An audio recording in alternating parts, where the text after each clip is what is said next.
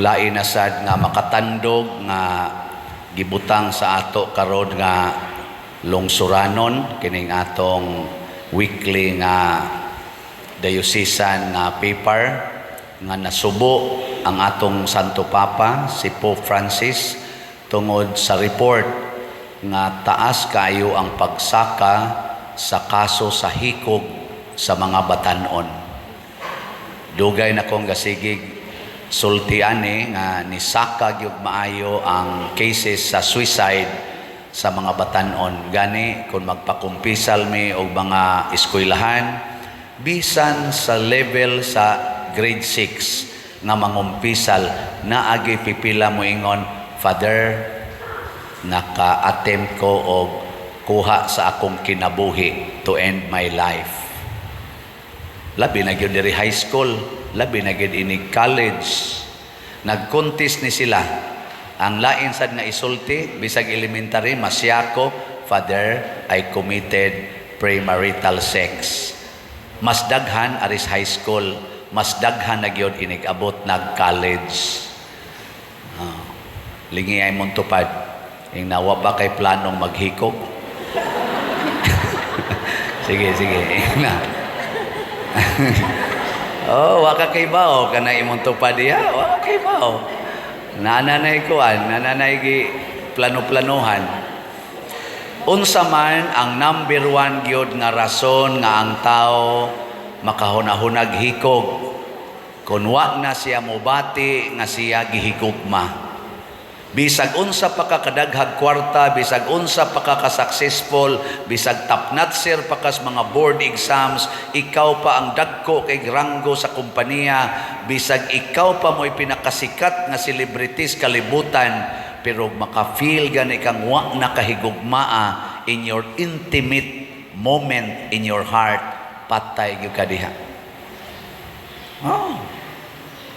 Na magani pari madre maghikog nya magmisa mi kadaghan aning tao, daghang tao kami pag center of attention, pero usahay ma-feel namo we are not loved anymore.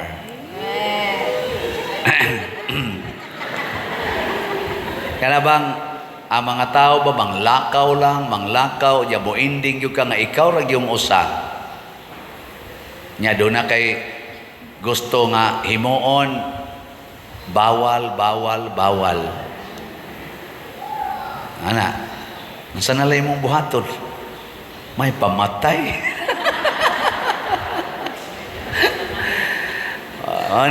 Yang ano man nga daghan mang mga tao nga maka-feel nga wa sila higugmaa.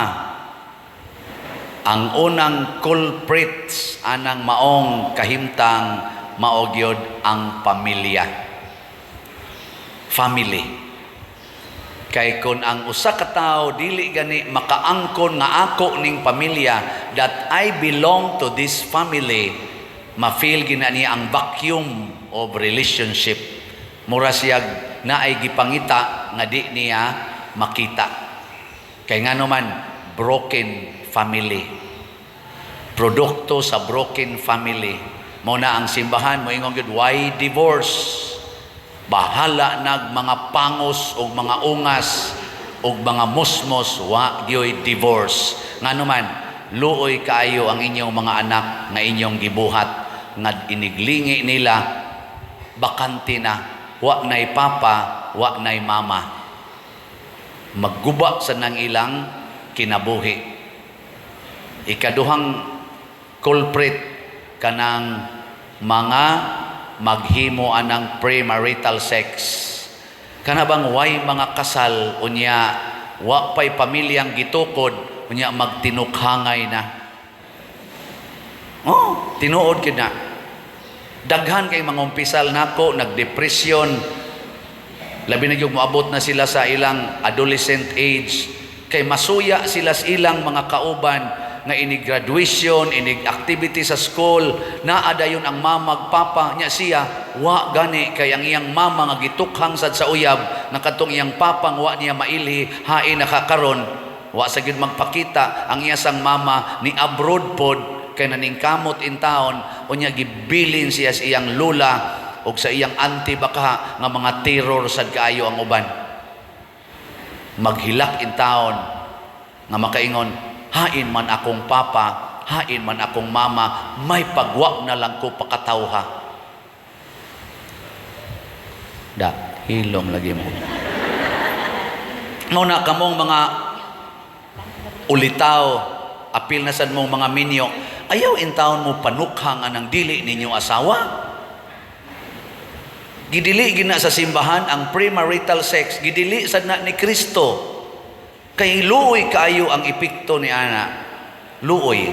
Kamusang mga babae, mga dalaga nga wapa mo tukhang nga ay sad mo patukhang oy. Luoy kaayo ang inyo unyang sabakon nga anak, naa pagyoy taga dinhi simbahan, nag-alagad na nga buntis nga way bana. Nya ang subo pag yung palandongon, doon na pag akong mabatian nga istorya siya, iya man ang plano pader. Nga naman siya, daan naman na siyang gaingon, di ko magbinyoy, magpaanak ra ko, kapoy kay buhian ang bana. May panang anak. Nya, asam na padung imong anak ko niya inikadako nagmangita nagpapa. No. Lingi ay mong tupad. Ning naa kay papa. Ning na ba yung nanakay father? Pangutan na. Nya mudoko ganina siya. Pati, patong niman pati. Nya sunod nga culprit nganong daghang maghikog kaning bisyo. Kanang bisyo sa mga ginikanan, bisyo sa ilang mga gisaligan nga mga tao.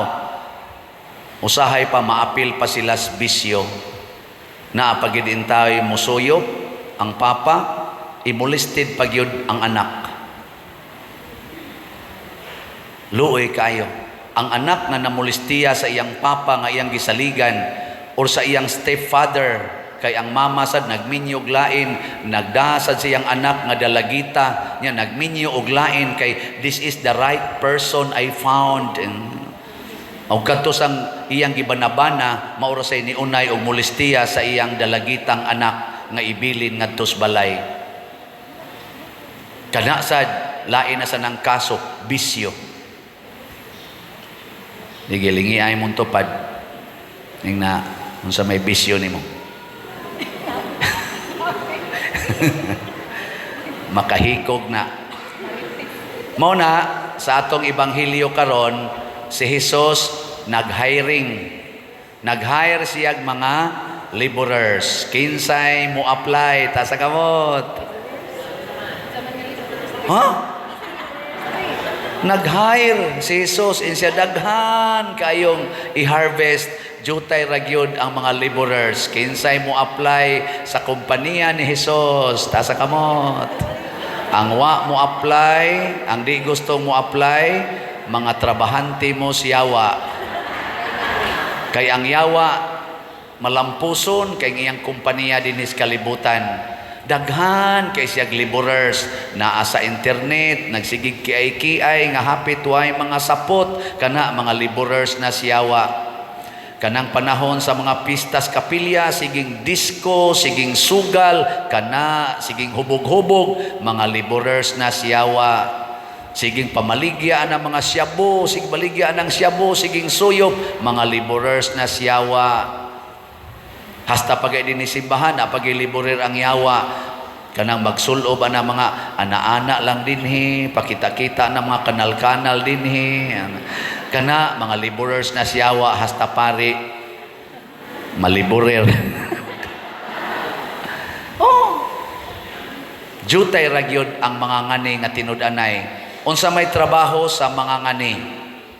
Ang trabaho pagtigom sa katawhan. Pagtigom. Unsa may buhaton sa laborer sa yawa? To scatter and to kill people. To scatter. Kanabang mag-away gyud, magkinihaay gyud, maggubat gyud. Pero ang sa Ginoo mag-usa, tigom. Matod pa sa unang pagbasa, magkatigom ta. Nya matod pa sa atong tubag sa Salmo, unsa to? Kita ang iyang lungsod, ang karnero sa iyang panon. Kita Ang iyang lungsod, ang iyang lungsod, ang karnero sa iyang panon. tigom. Magpanon ta, tigom. Ana, munay atong ilhanan nga ikaw under kas Ginoo. Nakaron kay nag-hire man ang Ginoo, unsa may mga qualifications. May sanang na qualifications.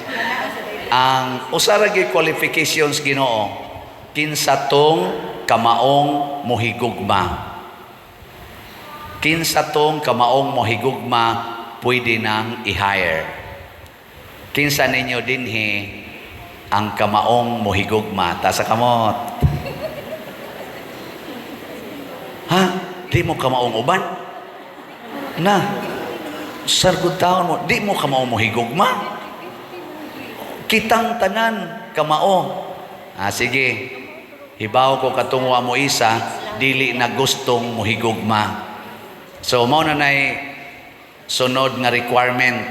Kamao nya gustong mohigugma.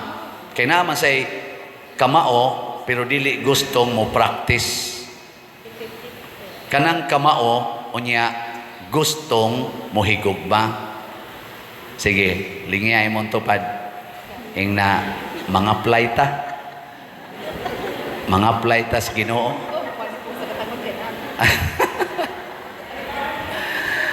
Kanara may requirements.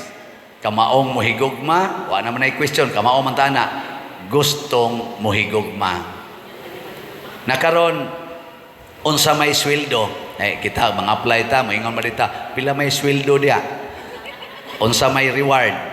Ang una, tagaan ka og gahom. Unsa may gahom nga ihatag? Matud pa diri sa ebanghelyo, gahom sa pagpapahawa sa mga yawa, pag-ayo sa tanang matang sa sakit, o gahom sa pagsangyaw sa ebanghelyo.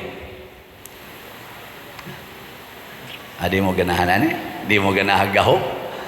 Gahom sa pagpapahawag yawa. Nya dili gani ka mo apil ni Kristo, automatic giyawaan na ka. Kay wa man kay gahom, di ang yawa mo so dayon nimo. Pero mo apil kang Kristo, abisan ganing mo apil ni Kristo, na pagiusan na yawaan si Judas Iscariote. Niya may ni apil 12 ka buok na yawaan pag yung usa. Kay kana manggong yawa mga igsoon, maningkamot gyud na siya sod bisan pag unsaon natong ali. Samot nagyugwa tay gahom kay wa ta mo sunod ni Kristo. So mo nay sweldo gahom.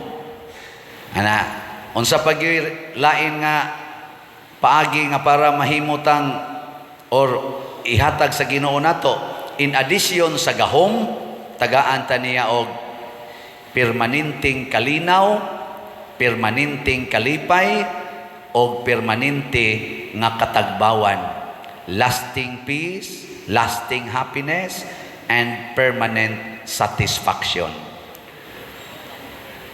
Nganong wa man mo makonvince? O, kinsay mo apply? Tasa kamot. Ng-apply na. Galista ang Espiritu Santo. Ang Espiritu Santo ron gatanaw, galista. Sige, galista na. Ang Espiritu Santo nagtanaw ron. Wa pa yung mga apply. Sige. Doon na pag yung katapusang reward. Basta mo apply ka, unya mahard na kas Ginoo, automatic na ka nga dunay puy-anan house and lot sa village sa Ginoo dito sa langit. First class village. Nga wa na giditoy buangon, wa na'y kasakit, wa na'y kamatayon, wa na say bayronon ni adtong maong village. Libre tanan, pero first class ang imong matagamtam. First class nga pagkaon, first class nga ilimnon, first class nga puy-anan, o mga first class nga mga silingan. Kinsay mo apply? Daghana na aning qualifications. Ang unang buhaton, mupalit mog slot. Nga naman, love makaha. So, ang unang buhaton, mubayad kag entrance fee, palit og slot, di bitaw. Kining atong slots dinhi, kining atong mga projects, mga activities sa simbahan, These are opportunities aron maani nato, matigom nato ang katawhan sa Dios. Mao bitag atukod tag kumbinto nga naay social hall, naa say dako-dako nga space aron anha nato tigumon og atong pandayon ang mga katawhan nga gustong mahimong kauban sa panon sa Ginoo.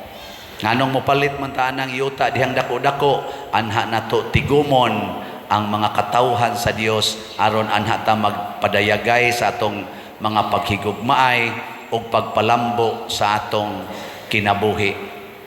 Sayang kayog magbuwag-buwag lang ta anha sa cellphone, tag sa tag cellphone, tag sa tag computer, tag sa tag higdaanan, tag sa tag balay, nya way tinagdanay nangasakop na tasyawa ni ana. Magtigom ta dinhi. Ana, muna salamat sa namalit og slots. Ang ato rong SBF DAG nahalina na ta as of yesterday og 25,757 slots na. Pakpak. Niya kay naaman ko'y kasaulugan ika-20 karong 22 June 22 ika-19th year naman ako sa pagkapari. Kung nalipay mo sa akong pagkapari, isip laborers Ginoo, hala palit mo usalang kaslat labing minos. Anong mura mo nasubo? Nya kamong mga gibless sa Ginoo, financially blessed mo, palit mo o appeal mo aning atong 19 slot challenge. Unsa man ang 19 slot challenge? Kutob karong 22, palit mo og 19 ka slots sa SBF DAG. Mo worth ni og mga 9,500 pesos or 10,000 pesos. As of yesterday, doon na 48 ka 19 slots challenge ang akong nadawat. Yes! Salamat! Ano ni makalipay na to? Nya, kutob sa mupalit din na naagid mo'y sukli nga 100 times kung unsay inyong gipalit. Bago pa lang nga nianhi dinhi ang usasad ka grupo og may testimonya na sad siya nga grabe gyud ang iyang nadawat. Nako ayaw mog sintro anang inyong nadawat in return kay kana automatic man na siya. Sintro mo sa inyong gugmas paghatag. Di man gyud ko moingon nga pag-apas mo anang ihatag kay simbako way ihatag. Ang nindot gyud ihatag gyud nga mahigugmaon. Pero di kita siruhan sa Ginoo. Mao na nagsigi na sag-improve ang atong kumbinto nga gitukod. Atong tan-awon ang update karon sa atong kumbinto.